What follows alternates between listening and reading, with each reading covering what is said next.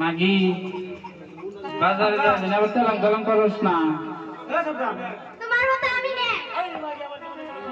তাই মাগি আমার জীবনে কোনো কলম কিনি নাই বিয়ার আগে 10টা বলা হাঁটছি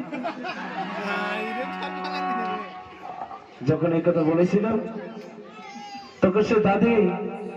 আর সচেতনারে বেগুলো রওনা দিয়েছিল সেই 3 দিন পর নতুন বাজারে হায় আগে ধীরে ধীরে সেই না দাদি যাওয়া না যে